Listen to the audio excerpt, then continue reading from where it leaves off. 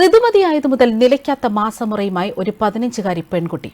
നമുക്കറിയാം, ഒരു സ്ത്രീയോട് ചോദിച്ചാൽ പോലും 4 അല്ലെങ്കിൽ 5 ദിവസം മാസമുറ ഉണ്ടാകുമ്പോൾ അനുഭവിക്കുന്ന വേദനയും അവശതയും എല്ലാം. എന്നാൽ ഇവിടെ ഈ +1കാരി കോട്ടയം ചെങ്ങന്നൂർ കുളനട സ്വദേശികളായ അനിൽ ഹേമ ദമ്പതികളുടെ മകൾ പ്രത്യക്ഷയാണ് ഈ പെൺകുട്ടി. ഇവൾ വർഷത്തിൽ 365 ദിവസവും അമിത രക്തസ്രാവത്താൽ കഷ്ടപ്പെടുന്നു. ശരീരത്തിലെ രക്തധമനികൾ പൊട്ടിയൊഴുകുന്ന എഹ്ലെസ് ഡാൻലോസ് സിൻഡ്രോം ടൈപ്പ് 4 എന്ന അപൂർവ ഇനം രോഗമാണ് ഈ പെൺകുട്ടിയെ ബാധിച്ചിരിക്കുന്നത്. ഈ രക്തസ്രാവം കാരണം പെൺകുട്ടിക്ക് 10-30ലേറെ പേഡുകളാണ് ഒരു ദിവസം തന്നെ ഉപയോഗിക്കേണ്ടി വരുന്നത്. ഈ അസുഖത്തിനായിട്ടുള്ള ചികിത്സ ഒന്നും തന്നെ നമ്മുടെ കേരളത്തിലെ സർക്കാർ ആശുപത്രികളിലോ കേരളത്തിലെ മറ്റ് ആശുപത്രികളിലോ ഒന്നും തന്നെ ഇല്ല. എന്നാൽ ഈ രോഗവുമായി ബന്ധപ്പെട്ട് വരുന്ന അസുഖങ്ങൾക്കുള്ള ചികിത്സ നിലവിൽ പോണ്ടിച്ചേരിയിലെ ജിപ്മർ ആശുപത്രിയിലാണുള്ളത്. എന്നാൽ കൂലിപ്പണിക്കാരനായ പിതാവ് അനിലിനാകട്ടെ ഈ ആശുപത്രിയിലേക്ക് പോണ്ടിച്ചേരിയിലേക്ക് എത്തിച്ചേരാനായിട്ടൊന്നും സാധിക്കുന്നില്ല. കേരളത്തിലെ 2 മന്ത്രിമാർ, ഒന്ന് ആരോഗ്യമന്ത്രി വീണ ജോർജിന്റെയും ഫിഷറീസ് സാംസ്കാരിക വകുപ്പ് മന്ത്രി സജി ചെറിയാന്റെയും മൂക്കിന് താഴത്താണ് ഈ കുടുംബം ഇത്രയും ദുരിതം അനുഭവിക്കുന്നത്.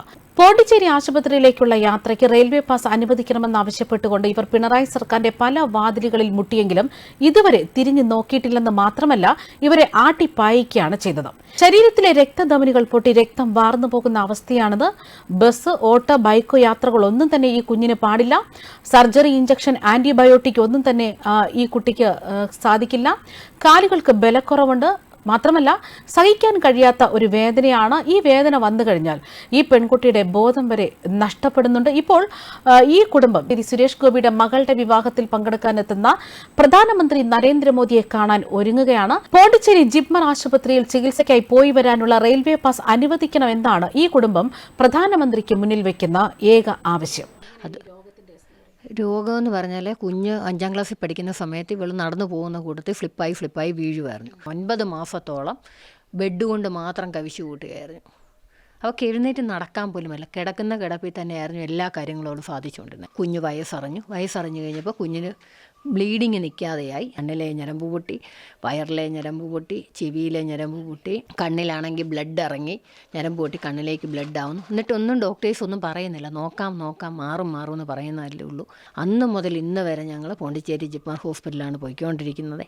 പക്ഷേ കുഞ്ഞിൻ്റെ അസുഖത്തിനുള്ള ട്രീറ്റ്മെൻറ്റ് ഇന്ന് വരെ, ഈ നിമിഷം വരെ ഞങ്ങൾക്ക് ലഭിച്ചിട്ടില്ല. ഇതുമായി ബന്ധപ്പെട്ട് വരുന്ന മറ്റ് അസുഖങ്ങൾക്കുള്ള ട്രീറ്റ്മെൻറ്റാണ് ഞങ്ങൾ കാണിച്ചുകൊണ്ടിരിക്കുന്നത്. പിന്നെ എവിടെയെങ്കിലും ഞങ്ങൾക്കൊരു ട്രീറ്റ്മെൻറ്റ് ലഭിക്കുവാണെങ്കിൽ വലിയ സന്തോഷമായിരുന്നു. ഞങ്ങൾക്കാണെങ്കിൽ പ്രധാനമന്ത്രി നരേന്ദ്രമോദിജിയെ കാണണം. എന്നാൽ പലരെയും നമ്മൾ സമീപിച്ചിട്ടും ഒരു കാര്യങ്ങളും നമുക്ക് ഇതുവരെ സാധിച്ചൊന്നുമില്ല. നമ്മളെക്കൊണ്ട് സാധാരണക്കാരെ കൊണ്ട് ഒരിക്കലും സുരേഷ് ഗോപി സാറിൻ്റെ അടുത്തോ അല്ലെങ്കിൽ നരേന്ദ്രമോദിജിയുടെ അടുത്തോ നമുക്ക് എത്തിപ്പെടാൻ കഴിയുകയില്ല. എഹ്ലെസ് ഡാൻലോസ് ടൈപ്പ് 4 എന്ന് പറയുന്ന അസുഖമാണ്. പോണ്ടിച്ചേരി ജിപ്മറിലാണ് ചികിത്സ ചെയ്യുന്നത്. 2018 മുതൽ അവിടുത്തെ ചികിത്സയാണ്. ആ സമയത്ത് ഞാൻ മുഖ്യമന്ത്രി ഇവിടുത്തെ MLA കണ്ടു. MLAയുടെ പേര് സജി ചെറിയാൻ. MLA സജി ചെറിയാൻ്റെ വീട്ടിൽ ചെന്ന് ഞാൻ ഈ കാര്യങ്ങളൊക്കെ, അന്ന് എനിക്ക് വെള്ള കാർഡായിരുന്നു സർക്കാർ തന്നെ. നിങ്ങൾ എന്തുകൊണ്ടായിരുന്നു പോണ്ടിച്ചേരിയിലേക്ക് ചികിത്സയ്ക്ക് പോയത്? പോണ്ടിച്ചേരി എന്ന് പറഞ്ഞാൽ ഇവിടെ ഇതിന് ഈ അസുഖം കണ്ടുപിടിച്ചില്ല. നമ്മുടെ കേരളത്തിൽ ഇത് കണ്ടുപിടിച്ചിട്ടില്ല. ഇവിടെ ജനറ്റിക് ടെസ്റ്റ് ചെയ്യണമെങ്കിൽ 49,000 രൂപ എന്നോട് പറയും. 49 രൂപ ആവുമെന്ന് പറയും. അതും കഴിഞ്ഞ് ഞാൻ പോണ്ടിച്ചേരി പോയി. പോണ്ടിച്ചേരിയിലെ ഡോക്ടറെ കണ്ടു കഴിയുമ്പോൾ ഡോക്ടർ എന്നോട് ചോദിച്ചു, ഈ കുഞ്ഞിൻ്റെ കഴിഞ്ഞ വർഷം എടുത്ത ടെസ്റ്റിൽ ഈ ബ്ലഡ് എപ്പോഴും ചേഞ്ച് ആയിക്കൊണ്ടിരിക്കുമോ, ഇതിനെല്ലാം കമ്മീഷനുണ്ട്, അതുകൊണ്ടാണ് നിങ്ങളെ കൊണ്ട് ഇത് ചെയ്യിപ്പിക്കുന്നതെന്ന് പോണ്ടിച്ചേരിയിലെ ഡോക്ടർ പറഞ്ഞു. ഡോക്ടർ ഇപ്പോഴും ചോദിക്കുന്നത് എന്താ, നിങ്ങൾക്ക് ഒരു റെയിൽവേ പാസിന് അവിടെ MP ഇല്ലയോ, MLA ഇല്ലയോ, മന്ത്രി ഇല്ലയോ എന്നൊക്കെയാണ് ചോദിക്കുന്നത്. അവിടെ ചെല്ലുമ്പോൾ വെളുപ്പിനെ 3 മണിക്ക് തൽക്കാലം എടുക്കാൻ വേണമെങ്കിൽ വെളുപ്പിനെ 3 മണിക്ക് ചെങ്ങന്നൂർ ചെല്ലുമ്പോൾ അവിടെ ഒരു പേപ്പർ വെക്കും. അവിടെ പോയി എഴുതിയിടണം.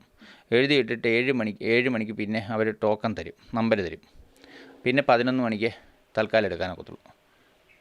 11 മണിയാവും. പിന്നെ അത് കഴിഞ്ഞ് വന്നിട്ട് എനിക്ക് അന്നൊരു ജോലിക്ക് പോകാനൊക്കത്തില്ല ഉണ്ടെങ്കിൽ. അതാണ് ഒന്നാമത്തെ കാര്യം. പിന്നെ നേരത്തെ ബുക്ക് ചെയ്യാമെന്ന് പറഞ്ഞാൽ നമുക്ക് എപ്പോഴാണ് കുഞ്ഞിന് വയ്യാതെ വരുന്നതെന്ന് പറയാൻ പറ്റില്ല.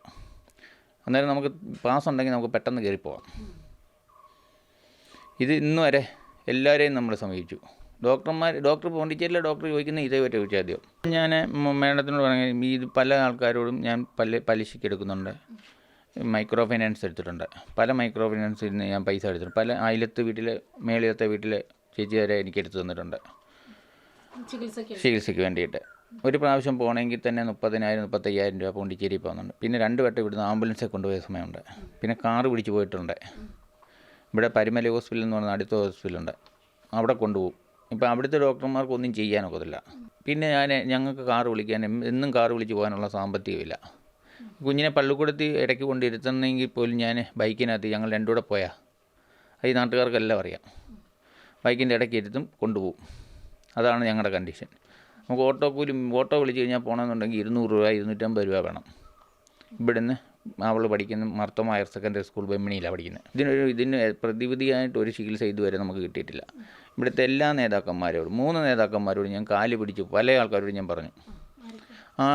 ബി ജെ പിയുടെ മന്ത്രിമാരെയും കോൺഗ്രസിൻ്റെ ആയാലും മാർക്സിസ്റ്റ് പാർട്ടിയുടെ ആയാലും എല്ലാം 3 രാഷ്ട്രീയക്കാരെയും ഞാൻ കണ്ടതാണ്. ആരിൽ നിന്നും ഒരു സഹായം കിട്ടിയിട്ടില്ല എനിക്ക്. ഇപ്പം ഇനി പ്രധാനമന്ത്രി കുഞ്ഞൊരു എഴുത്തെഴുതി വെച്ചിട്ടുണ്ട് പ്രധാനമന്ത്രിക്ക് കൊടുക്കാൻ. അവൾ തന്നെ എഴുതിയിട്ടുണ്ട്. സുരേഷ് ഗോപി സാറിനെ എനിക്ക് കാണണമെന്ന് ആഗ്രഹമുണ്ടായിരുന്നു പല കാര്യങ്ങൾക്ക് വേണ്ടിയിട്ട്. അദ്ദേഹത്തിന് ഇതുവരെ കാണാനോ അല്ലെങ്കിൽ ഇവിടുത്തെ നേതാക്കന്മാർ പോലും എന്നെ എല്ലാവരോടും പറഞ്ഞിട്ടും ആരും ഇന്നുവരെ സഹായിച്ചില്ല. ഇവിടെ ആലപ്പുഴ വണ്ടാനം മെഡിക്കൽ കോളേജിലെ ഡോക്ടറെ കൊണ്ടുപോയി ഒരു മെഡിക്കൽ സർട്ടിഫിക്കറ്റ് വേണമെന്ന് പറഞ്ഞ് ഞാൻ ഡോക്ടറെ എടുക്കിപ്പോയപ്പോൾ ആ ഡോക്ടർ പറഞ്ഞു എനിക്ക് ഈ സർട്ടിഫിക്കറ്റ് തരാനൊക്കത്തില്ല. കുഞ്ഞിന് ബാർകോഡുള്ള കേന്ദ്ര സർക്കാരിൻ്റെ ഹോസ്പിറ്റലാണ് കുഞ്ഞ് ചികിത്സ ചെയ്യുന്നത്. അതിന് ബാർകോഡുണ്ട്. ആ ബാർകോഡ് അടിച്ച് കയറിയാലും കേന്ദ്ര ആരോഗ്യ മന്ത്രാലയത്തിൽ ഇത് കിട്ടുമെന്നാണ് ആ ഡോക്ടർ എന്നോട് പറഞ്ഞു. അതുകൊണ്ട് എനിക്ക് തരാനൊക്കത്തില്ല എന്ന് പറഞ്ഞു. കുഞ്ഞിന് പരീക്ഷ എഴുതണമെങ്കിൽ ഒരു ടൈം ചൂട് നീട്ടി കിട്ടണമെന്ന് സ്ക്രൈബിനെ വെക്കണമെന്ന് പറഞ്ഞു. സ്കൂളിൽ നിന്ന് ഇതാണ് സ്കൂളിൽ നിന്ന് തന്ന പേപ്പർ. അതുകൊണ്ട് അത് കഴിഞ്ഞപ്പോൾ കേരളത്തിൽ നിന്ന് ആരോഗ്യമന്ത്രി എഴുതി തന്ന പേപ്പർ അറിയേണ്ടത്.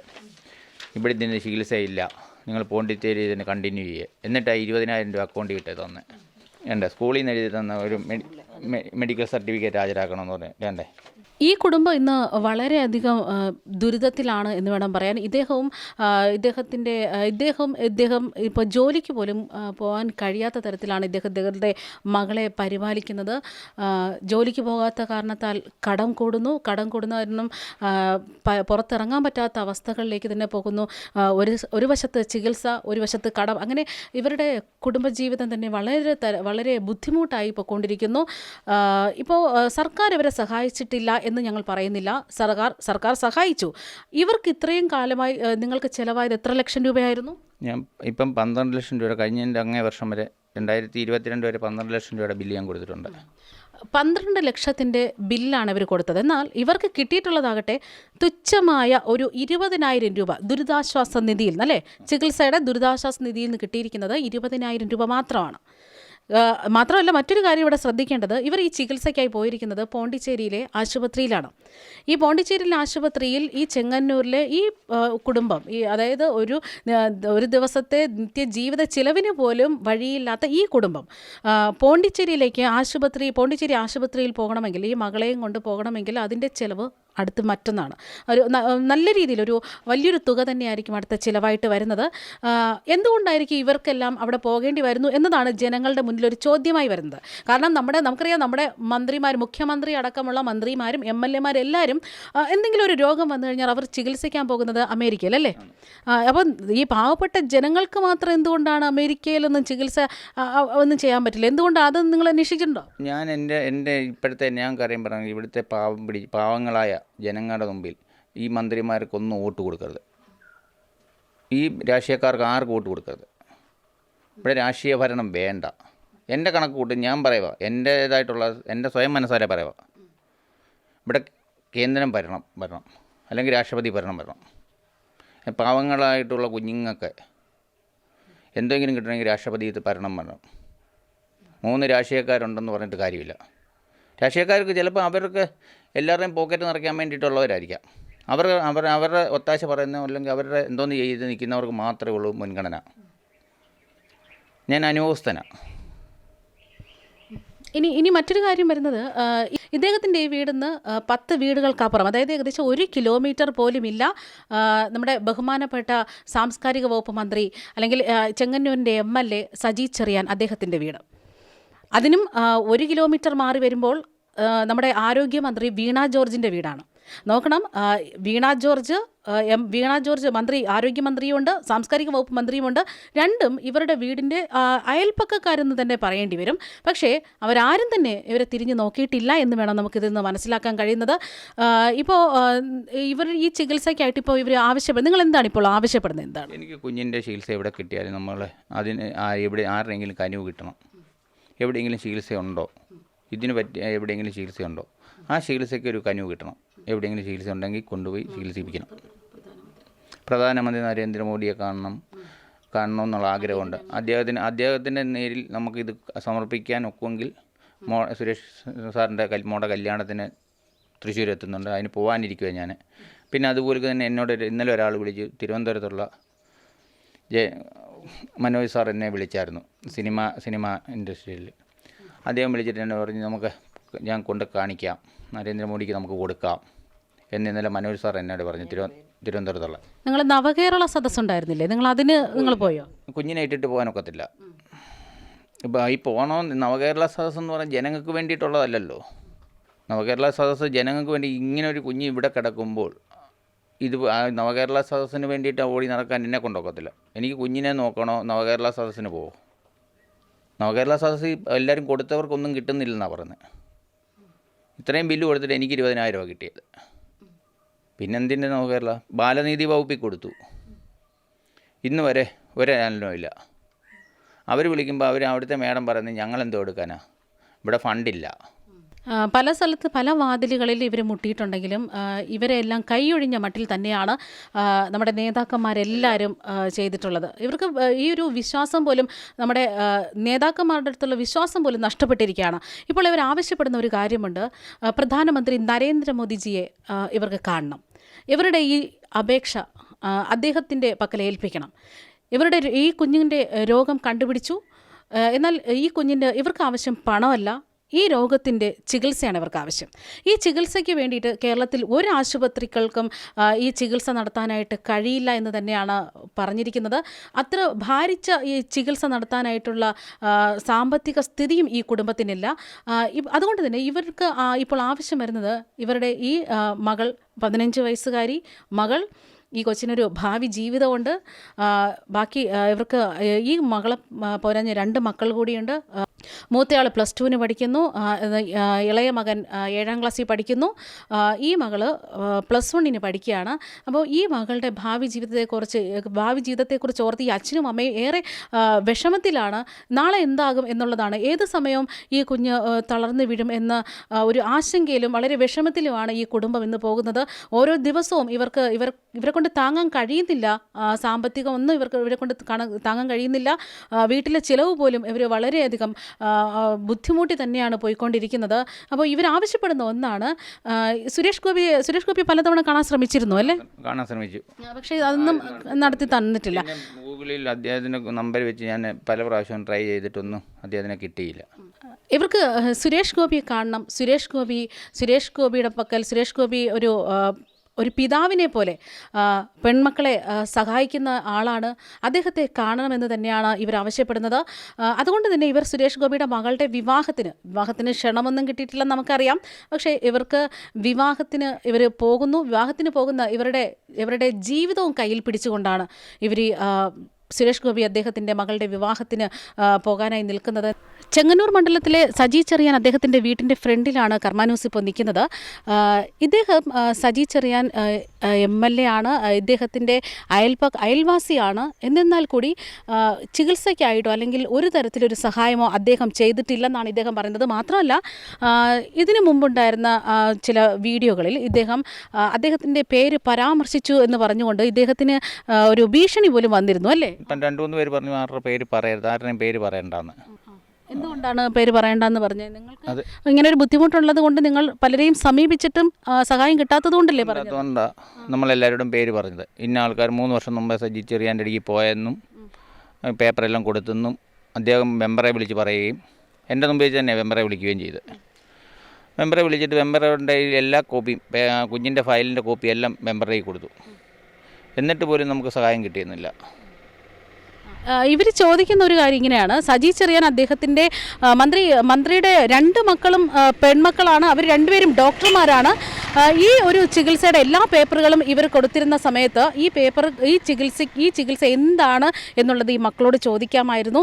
അല്ലെങ്കിൽ അവരോട് ചോദിച്ചുകൊണ്ട് ഈ കുഞ്ഞിനായിട്ടുള്ള ചികിത്സാ സഹായമായിട്ടോ എന്തെങ്കിലും തരത്തിലൊരു സഹായം ചെയ്യാമായിരുന്നു. അല്ലെങ്കിൽ ഇവർക്ക് പോണ്ടിച്ചേരി വരെ എത്തുന്നതിലേക്ക് വേണ്ടിയിട്ട് ഒരു റെയിൽവേ പാസ്സാണ് ഇവർ ചോദിക്കുന്നത്. ചികിത്സാ സഹായമായിട്ടോ വേറെ പണമായിട്ടോ ഒന്നും ചോദിക്കുന്നില്ല. ഇവർ ചോദിക്കുന്ന ഒരു കാര്യം, ഇവർക്ക് റെയിൽവേ പാസ്സെങ്കിലും പോണ്ടിച്ചേരി വരെ ചെന്ന് ചികിത്സിക്കാനായിട്ടുള്ള റെയിൽവേ പാസ്സെങ്കിലും വേണം എന്നാണ് ഇവർ ആവശ്യപ്പെടുന്നത്. മാഡം, ഇതാണ് സജി ചെറിയാൻ്റെ വീട്. അദ്ദേഹത്തിന് 2 പെൺമക്കളാണെന്നാണ് എനിക്കറിവ്.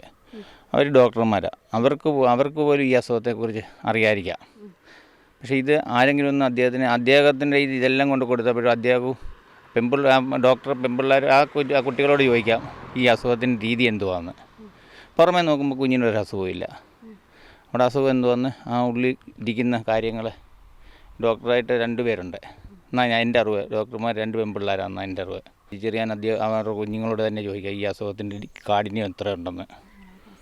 ഞങ്ങൾ അയൽവാസിയാണ്, 10 വീടിനപ്പുറമേ ഉള്ളൂ. ജനങ്ങൾ ജയിപ്പിച്ചു വിട്ടെന്ന് പറഞ്ഞിട്ട് കാര്യമുണ്ടോ? ജനങ്ങൾക്ക് വല്ലതും ചെയ്യണ്ടേ? ഇത് പ്രത്യക്ഷ +1 പഠിക്കുന്നുണ്ട്. പക്ഷേ പ്രത്യക്ഷയ്ക്ക് എല്ലാവരും പോലെ കളിക്കാനോ ചിരിക്കാനോ അല്ലെങ്കിൽ സ്കൂളിലേക്ക് പോകാനോ ഒന്നും കഴിയുന്നില്ല. ഈ വീടും അല്ലെങ്കിൽ വീട്, ആശുപത്രി, ചികിത്സ ഇതുമായി പ്രത്യക്ഷ പോയിക്കൊണ്ടിരിക്കുകയാണ്. പുറം ലോകത്തെ ഒരു കാഴ്ചകളും ഇന്ന് ഈ പ്രത്യക്ഷയ്ക്ക് ഈ 15-കാരിക്ക് അനുഭവിക്കാനോ അല്ലെങ്കിൽ സന്തോഷത്തോടെ നോക്കാനോ കാണാനോ അല്ലെങ്കിൽ ഒരു പൂമ്പാറ്റയെ പോലെ ഈ ലോകത്തേക്ക് ഇറങ്ങിച്ചെല്ലാനോ ഇവൾക്കിന്നാകുന്നില്ല. പക്ഷേ ഇന്ന് ഇവളുടെ പക്കലൊരു പേപ്പറുണ്ട്. ഈ പേപ്പറിൽ നമ്മുടെ പ്രധാനമന്ത്രി തൃശ്ശൂരെത്തുമ്പോൾ നൽകാനായി ഒരു അപേക്ഷ എഴുതിയിരിക്കുകയാണ് അല്ലേ? ശരി. എന്താണ് ഈ അപേക്ഷയിലുള്ളത്? എൻ്റെ സങ്കടങ്ങളും വിഷമങ്ങളും ഞാനാണ് ഈ കത്തിൽ എഴുതിയിരിക്കുന്നത്. എനിക്ക് എല്ലാവരെ പോലെ കളിക്കാനോ ചിരിക്കാനോ ഒന്നും പറ്റുന്നില്ല. സ്കൂളിൽ പോകാൻ പറ്റുന്നില്ല, കൂട്ടുകാരെ കാണാൻ പറ്റുന്നില്ല, ഒന്നിനും പറ്റുന്നില്ല. വീട് ആശുപത്രി ഇങ്ങനെയാണിപ്പം എൻ്റെ ജീവിതം പൊയ്ക്കൊണ്ടിരിക്കുന്നത്. പോണ്ടിച്ചേരിയിലെ ഡോക്ടർമാരാണ് ഇത് കണ്ടുപിടിച്ചിട്ടുള്ളത്. പക്ഷേ ഇവർക്ക് ഇന്ന് ആവശ്യമായി വരുന്നത്, ഈ രോഗം കണ്ടുപിടിച്ചെങ്കിലും ഈ രോഗത്തിന് വേണ്ട ചികിത്സ ലഭിച്ചിട്ടില്ല. ഈ ചികിത്സ ലഭിച്ച് ഈ രോഗം മാറണം. പ്രത്യക്ഷയ്ക്ക് പഴയതുപോലെ തന്നെ സ്കൂളിൽ പോകാൻ കഴിയണം. പ്രത്യക്ഷയുടെ ഈ പ്രതീക്ഷയോടെയാണ് ഈ പ്രത്യക്ഷ ഇപ്പോൾ കടന്നു പോകുന്നത്. പ്രത്യക്ഷയുടെ അച്ഛൻ, അമ്മ, ഒരു ചേച്ചിയുണ്ട്, ഒരു അനിയനുണ്ട്. അങ്ങനെ ഇവർ 5 പേരും ഈ വീട്ടിൽ സന്തോഷത്തോടെ ജീവിച്ചതാണ്. പെട്ടെന്ന് ഇവരുടെ ഇങ്ങനൊരു അസുഖം വന്ന് ഇവരെ ബാധിച്ചു. ഈ ഒരു അസുഖം ഇവരുടെ കുടുംബത്തെ തന്നെ തകർത്ത് കളഞ്ഞു. ഈ അസുഖം കാരണം ഈ കുടുംബം ഇന്ന് കടക്കണിയിലാണ്, ഈ വീട് പണയത്തിലാണ്. ഇപ്പോൾ ഇവരുടെ ആവശ്യമെന്ന് പറയുന്നത്, പ്രധാനമന്ത്രി തൃശ്ശൂർ എത്തുന്നുണ്ട്, പ്രധാനമന്ത്രിയെ കാണണം. പ്രധാനമന്ത്രിയുടെ പക്കൽ പ്രത്യക്ഷയുടെ ഈ അപേക്ഷ കൊടുക്കണം. പ്രധാനമന്ത്രിക്കൊപ്പം തന്നെ സുരേഷ് ഗോപിയുടെ പക്കലും, സുരേഷ് ഗോപി നിരവധി പെൺകുട്ടികളെ സഹായിച്ച, ഒരു പിതാവിനെ പോലെ സഹായിച്ച അദ്ദേഹം പ്രത്യക്ഷയെ ഇതുവരെ കണ്ടില്ല എന്ന് തന്നെയാണ് പ്രത്യക്ഷ പറയുന്നത്. അപ്പോൾ നിരവധി തവണ കാണാൻ ശ്രമിച്ചിരുന്നു. അപ്പോഴൊന്നും കാണാൻ പറ്റിയിരുന്നില്ല. എൻ്റെ സങ്കടങ്ങളെല്ലാം ഞാൻ ഈ കത്തിൽ എഴുതിയിട്ടുണ്ട്. ഇത് സാറ് കാണുമെന്ന് ഞാൻ പ്രതീക്ഷിക്കുന്നു. എൻ്റെ രോഗം കണ്ടുപിടിച്ചു, പക്ഷേ ഇതിനൊരു ചികിത്സ കേരളത്തിൽ എങ്ങും ഇതായിട്ടും കണ്ടുപിടിച്ചിട്ടില്ല. ഇതിന് മരുന്നൊന്നും ഇല്ലെന്നാണ് കേരളത്തിൽ ഡോക്ടേഴ്സ് പറയുന്നത്. ഇവരുടെ ഏക പ്രതീക്ഷ എന്ന് പറയുന്നത് പ്രധാനമന്ത്രിയുടെ പക്കൽ ഈ കത്തെത്തുക. ഈ കത്തെത്തിക്കഴിഞ്ഞ് ഇവർക്ക് വേണ്ട ചികിത്സ ഉറപ്പാക്കുക. ഇന്ന് ഇവരൊരു രക്ഷകനായി തന്നെയാണ് പ്രധാനമന്ത്രി ഇന്ന് ഇവർ കാണുന്നത്. ഇവരുടെ മുന്നിൽ നമ്മുടെ ഈ ചുറ്റുപാടത്ത് തന്നെ രാഷ്ട്രീയ പ്രവർത്തകരായിട്ടുള്ള, അതായത് ഇപ്പോഴത്തെ ഭരണകക്ഷിയുടെ മന്ത്രിമാരെല്ലാം ഇവരുടെ അയൽപ്പക്കക്കാരായിട്ടുണ്ടായിട്ട് പോലും ഇവർക്ക് യാതൊരുവിധ സഹായമോ അല്ലെങ്കിൽ ഇവരുടെ ഈ ചികിത്സയ്ക്ക് വേണ്ടിയിട്ടുള്ള ഒരു കൈത്താങ്ങോ ഒന്നും തന്നെ ആരും ചെയ്തിട്ടില്ല. അതുകൊണ്ട് തന്നെയാണ് ഇവരിപ്പോൾ സുരേഷ് ഗോപി അദ്ദേഹത്തിൻ്റെ മകളുടെ വിവാഹത്തിന് പോകാൻ ഒരുങ്ങുന്നതും പ്രധാനമന്ത്രിയെ കാണാനൊക്കെ ശ്രമിക്കുന്നതും. ഇവർ ഉറപ്പായിട്ടും പ്രതീക്ഷയുടെ അച്ഛൻ ഉറപ്പായിട്ടും പ്രധാനമന്ത്രിയെ എത്തുന്ന സ്ഥലത്ത് ചെന്ന് കാണും എന്ന് തന്നെയാണ് പറയുന്നത്. ഇല്ലെങ്കിൽ ഈ കുടുംബം ഇന്ന് ജീവനും, അതായത് കടക്കണിയിലായിട്ടുണ്ട്, മകളെ ചികിത്സിക്കാനായിട്ടുള്ള വരുമാനം ഇവരുടെ പക്കലില്ല, കുടുംബം നടത്തിക്കൊണ്ടു പോകാനുള്ള സാഹചര്യമില്ല. ഈ കുടുംബം ഇന്ന് ഒരുപക്ഷെ ആത്മഹത്യയുടെ വക്കിൽ നിൽക്കുന്നു എന്ന് വേണം നമുക്ക് പറയാനായിട്ട്. ഈ കുടുംബം വളരെ വിഷമത്തിലാണ്. ഇവരാവശ്യപ്പെടുന്നത്, ഇവർക്ക് വേണ്ടിയിരിക്കുന്ന ചികിത്സയാണ് ആവശ്യപ്പെടുന്നത്, പണമല്ല ആവശ്യപ്പെടുന്നത്, ഇവർക്ക് ചികിത്സയാണ് ആവശ്യപ്പെടുന്നത്.